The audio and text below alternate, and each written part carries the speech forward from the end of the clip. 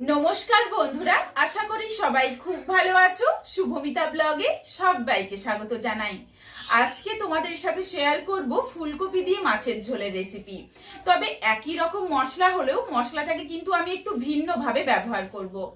যে কোনো একই রকম মশলাও যদি ভিন্নভাবে ব্যবহার করা হয় তাহলে কিন্তু সেই রান্নার স্বাদ ও গন্ধ সম্পূর্ণ বদলে যায়। বন্ধুরা, তোমাদের কাছে আমার অনুরোধ রইল, বাড়িতে অবশ্যই একবার হলেও ফুলকপি দিয়ে মাছের ঝোল এইভাবে বানিয়ে দেখো। ভীষণই সুস্বাদু ও সুগন্ধযুক্ত মাছের ঝোল।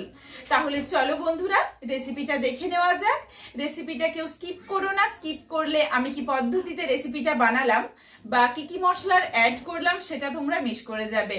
তখন হয়তো রেসিপিটা খেতে এতটা ভালো হবে না। প্রথমেই এখানে আমি 3 পিস মাছ কেটে ধুয়ে পরিষ্কার করে জলটা ঝরিয়ে নিয়েছি আর একটা ছোট সাইজের ফুলকপি কেটে নিয়েছি। এখানে তোমরা তোমাদের পছন্দ মতো রুই, কাতলা বা তোমাদের পছন্দ মতো যে কোনো কাটা মাছের ব্যবহার করতে পারো। মাছের মধ্যে দিয়ে দিলাম স্বাদ অনুযায়ী লবণ, অল্প একটু হলুদের গুঁড়ো আর অল্প একটু লঙ্কার গুঁড়ো। এরপর মাছটা খুব ভালোভাবে মেখে নিচ্ছি। তোমরা চাইলে কিন্তু এখানে অল্প একটু কাঁচা সর্ষের তেল বা লেবুর রস এগুলোও কিন্তু দিতে পারো। মাছটা ভালোভাবে মেখে প্রায় 5-10 মিনিটের জন্য একটু রেস্টে রাখবো, যাতে মাছের মধ্যে মশলাগুলো ঢুকে যায়। আর এদিকে দেখো, আমি একটা বড় সাইজের আলু নিয়েছিলাম। আলুগুলো কেটে ধুয়ে পরিষ্কার করে জলটা ঝরিয়ে নিয়েছি। প্রথমেই কড়াই বসিয়ে একটা মশলা ভেজে নেব। প্রথমেই দিয়ে দিলাম একটা শুকনো লঙ্কা, একটা কাঁচা লঙ্কা, অল্প একটু আদার টুকরো, অল্প একটু রসুন। খুবই অল্প কিন্তু মশলার ব্যবহার করছি, বেশি মশলা এই রেসিপিটার জন্য দরকার হয় না। এখানে পেঁয়াজগুলো একদমই ছোট ছিল বলে আমি দুটোর ব্যবহার করলাম। তোমরা চাইলে কিন্তু মাঝারি সাইজের একটাও দিতে পারো। বেশি মশলা দেবে না, তাহলে ভালো লাগবে না। এটা কিন্তু আমি তোমাদের বারবার বলছি। আর এখানে আমি যেই পরিমাণে মাছ, ফুলকপি বা আলু নিয়েছি তার পরিমাণ অনুযায়ী মশলাটা নিয়েছি। তোমরা যদি কোনো কিছুর পরিমাণ কম বেশি করে নাও, সেই ক্ষেত্রে কিন্তু মশলার পরিমাণটাও কম বেশি করে নিও। যখন এই মশলাগুলো হালকা একটা কালচে রং ধরে যাবে, তারপর দিয়েছি গোটা গরম মশলা, যার মধ্যে রয়েছে ছোট এলাচ, লবঙ্গ, দারচিনি, আর দিয়েছি হাফ চামচের থেকেও কম পরিমাণে গোটা জিরে আর হাফ চামচের থেকেও কম পরিমাণে গোটা ধনে। এগুলো দিয়ে নাড়াচাড়া করে মশলাটা ভেজে নিয়েছি। মশলার মধ্যে যখন সুন্দর একটা হালকা রং ধরেছে, এরপর এই মশলাটা নাবিয়ে নেব মিক্সিং জারে। ঠান্ডা হয়ে গেলে সামান্য একটু জল দিয়ে মিহি করে পেস্ট করে নেব। এখানে তোমরা যেমন ঝাল খাও সেই বুঝেই কাঁচা লঙ্কা আর শুকনো লঙ্কাটা দিয়ে এইভাবে করে ভেজে নিও। প্রথমেই আগে যেই মশলাগুলো ভাজতে সময় লাগে, যেমন শুকনো লঙ্কা, কাঁচা লঙ্কা বা আদা, রসুন, পেঁয়াজ, এগুলোকে হালকা লালচে রং ধরিয়ে কিন্তু বাকি শুকনো মশলাগুলো দিয়েছি, যেগুলো ভাজা হতে কম সময় লাগে। সমস্ত মশলা একসাথে দিয়ে দিলেও কিন্তু মশলাগুলো পুড়ে গেলে মশলার ফ্লেভারটা একদমই নষ্ট হয়ে যাবে। মশলাটা ভেজে তুলে নেওয়া হয়ে গেলে ওই কড়াইয়ের মধ্যেই বেশ কিছুটা সর্ষের তেল ভালোভাবে গরম করে একে একে মাছগুলো দিয়ে উল্টে পাল্টে লালচে রং ধরিয়ে ভেজে তুলে রাখবো। আর মশলাটা দেখো, আমি তোমাদের একটু উঠিয়ে দেখিয়ে দিলাম, একদম বেশ মিহি করে পেস্ট করে রেখেছি। এদিকে মাছগুলো বেশ একটা লালচে রং ধরিয়ে মাছটা ভাজা হয়ে গেছে। এরপর তেলটা ঝরিয়ে মাছটা তুলে রাখলাম। কড়াইয়ের মধ্যে বেশ কিছুটা তেল রয়েছে, এই তেলের মধ্যেই কিন্তু বাকি রান্নাটা হয়ে যাবে। আর আমি তেলের ব্যবহার করছি না। তেলের পরিমাণ তোমরা তোমাদের পছন্দ মতো চাইলে আরও কম বেশি করে নিতে পারো। তেলের মধ্যে ফোড়নে দিয়েছি 1 চিমটি পরিমাণে কালো জিরে। ফোড়ন থেকে যখন একটা সুন্দর গন্ধ আসবে, তারপর দিয়ে দিয়েছি কেটে নেওয়া আলু। আলুর স্বাদ অনুযায়ী অল্প একটু লবণ দেব আর আলুটা হালকা করে একটু ভেজে নেব। তবে এখন ঢাকা চাপা দেব না, ঢাকনাটা পরে দিচ্ছি। এখন ঢাকনা ছাড়াই হালকা করে একটু ভেজে নিচ্ছি। বেশ কিছুক্ষণ সময় নিয়ে দেখো, নাড়াচাড়া করতেই আলুটা একদম হালকা একটা লালচে রং ধরে গেছে। প্রায় মিনিট 2-3 মতো একটু নাড়াচাড়া করে নিয়েছিলাম মিডিয়াম ফ্লেমে ঢাকনা ছাড়া।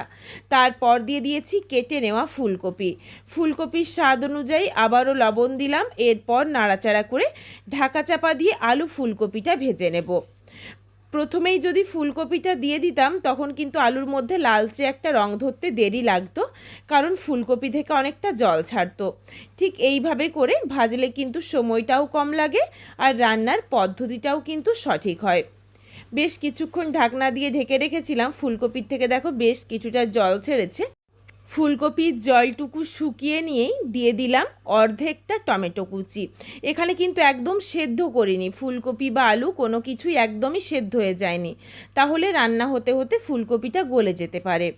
হালকা করে একটু ভেজে বা সেদ্ধ করে নিয়েছি।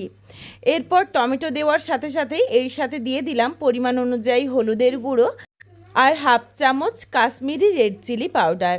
এটা দিলাম কালারের জন্য, আর এটা সম্পূর্ণ অপশনাল, তোমরা চাইলে দিতে পারো, না চাইলে বাদ দিয়ে দিও। গুঁড়ো মশলাটা দিয়ে একটু মিশিয়ে নিয়ে দিয়ে দিলাম বেটে রাখা মশলার পেস্ট। এই মশলা দিয়ে এরপর নাড়াচাড়া করে গ্যাসের ফ্লেম লোতে করে বেশ কিছুক্ষণ সময় নিয়ে মশলাটা কষিয়ে নেব, যতক্ষণ না অবধি মশলার কাঁচা গন্ধটা চলে যায়। তবে একটু সময় নিয়ে কষাতে হবে। অল্প তেল দিয়ে কিন্তু ফুলকপি আলুটা ভেজেছিলাম, তেলের পরিমাণ কম রয়েছে, এই জন্য একটু আঁচটা কমিয়েই ভেজে নিতে হবে বা কষিয়ে নিতে হবে মশলাটাকে, তা না হলে মশলাটা পুড়ে যাবে, খেতে এতটা ভালো লাগবে না। বেশ কিছুক্ষণ সময় নিয়ে দেখো মশলাটা ভালোভাবে কষিয়ে নিয়েছি। এরপর মশলার বাটিটা ধোয়া বেশ কিছুটা জল দিয়ে দিলাম। জল দিয়ে ভালোভাবে নাড়াচাড়া করে মিশিয়ে নিচ্ছি। এরপর এই ঝোলটা ফুটে যাওয়া অবধি অপেক্ষা করব। এমনভাবে জলটা দিলাম, এই জলের মধ্যেই কিন্তু ফুলকপি আলুটাও সেদ্ধ হয়ে যাবে, আর এই জলের মধ্যেই মাছের ঝোলটাও হয়ে যাবে, আর জলের ব্যবহার করব না।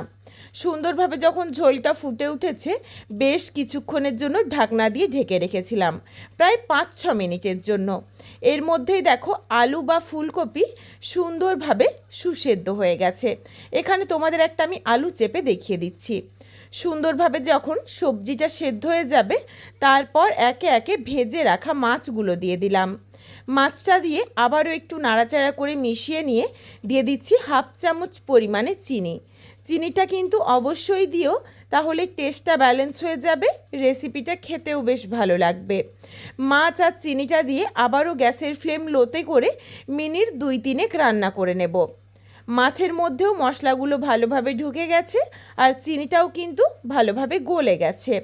ভীষণই সুন্দর এখনই একটা গন্ধ এসেছে এই মাছের ঝোল থেকে। তবে শেষে আমি আরও একটা বিশেষ উপকরণ অ্যাড করব, যেটা দেওয়ার পর কিন্তু এই রান্নার স্বাদ ও গন্ধ আরও বেড়ে যাবে। 1-2 আলু খুন্তিতে করে চেপে নিয়েছি, যাতে ঝোলটা একটু ঘন হয়ে যায়। এরপরই সেই বিশেষ উপকরণ, যেটা হলো একদম ফ্রেশ ধনেপাতা কুচি। ধনেপাতা কুচি দিয়ে নাড়াচাড়া করে মিশিয়ে নিয়েছি, আর কিন্তু বেশি সময় নিয়ে রান্নাটা করব না, তাহলে ধনেপাতার সুন্দর গন্ধটা নষ্ট হয়ে যাবে। ধনেপাতা কুচি দিয়ে মিশিয়ে নিয়েই রেসিপিটা নামিয়ে নিচ্ছি, আর কোনো কিচ্ছু দেওয়ার দরকার নেই। বন্ধুরা, তোমরা তো অনেকভাবে মাছের ঝোল খেয়েছো, তোমাদের কাছে আমার অনুরোধ রইল বাড়িতে অবশ্যই একবার হলেও এইভাবে মাছের ঝোল বানিয়ে দেখো। তারপর আমায় কমেন্ট করে জানিও যে রেসিপিটা তোমাদের কেমন লাগলো। রেসিপিটা তোমাদের যদি ভালো লাগে তাহলে লাইক করো, শেয়ার করে বন্ধুদের দেখার সুযোগ করে দিও।